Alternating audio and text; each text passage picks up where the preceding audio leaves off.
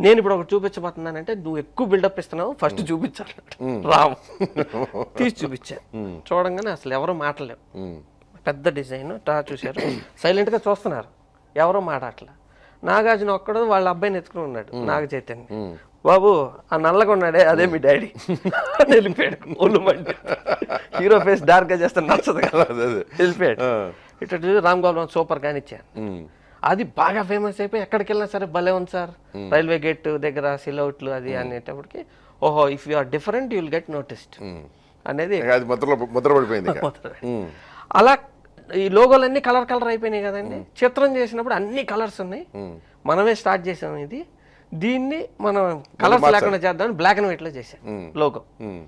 black and white చేసి రామోజీరావు గారు చూపిస్తే ఆయన ఏమన్నారంటే ఆయన ప్రింటింగ్ లో బాగా మాస్టర్ కదా చూడంగానే బాబు ఇది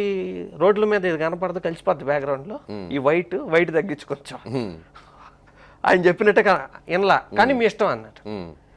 మనం వినం కదా వేసాం వేస్తే ఫస్ట్ పోస్టర్ లో సరి కనపడాలి వెళ్ళి చెప్పాం మీరు చెప్పింది రైట్ సార్ మీ ఎక్స్పీరియన్స్ రెడ్ అవుట్ లైన్ ఇస్తానని రెడ్ అవుట్ లైన్ ఇచ్చేసి అప్పటి నుంచి బ్లాక్ అండ్ వైట్ లో తెచ్చాం లోగో సార్ మళ్ళీ మార్చారు ఇప్పుడు నా ఇప్పుడు black and white so logos అన్ని బ్లాక్ అండ్ వైట్ తీసుకురావటం టైటిల్స్ అన్ని కలర్స్ లోకి తీసుకురావటం ఇదంతా కూడా తేజ క్రియేటే అంటే ఇప్పుడు ఒక ఫాంట్ ఒకటి ఉంటుందండి తేజ ఫాంట్ అని ఉంటుంది మీకు ఇంటర్నెట్ లో అది నేను తయారు చేసిన ఫాంట్ ఓకే ఒక మంచిది ఏంటంటే బాపు గారు ఫాంట్ ఒకటి నాది ఒక ఫాంట్ ఉంటాయి అది ఆయన రాసింది ఇది నేను రాయిపించి సినిమా డైరెక్టర్లు ఇద్దరే అది బాపు గారి పక్కన ఆ చిన్న చోటు దొరకటం కొంచెం ఆనందం మరి ఇంత క్రియేటివిటీ అప్పడానికి ఏమిటి కారణం ఏముంటుందని మీరు అనుకున్నారు అసలు క్రియేటివిటీ అండి కొంతవరకు మా పేరెంట్స్ వాళ్ళు వచ్చి ఉండొచ్చు కొంత మన సర్వైవల్ కోసం స్ట్రగుల్ ఉంటుంది కదా పోరాటం దాంట్లోంచి ఇప్పుడు మనం ఏమైనా చేస్తే తిట్టేవారు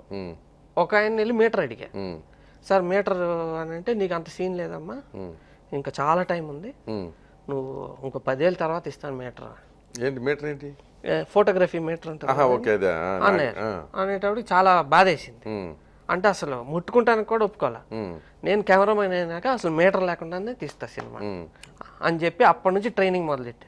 చేయి చూసుకుని ఎంత ఉంది రీడింగ్ అని చెప్పడం ఇప్పటికీ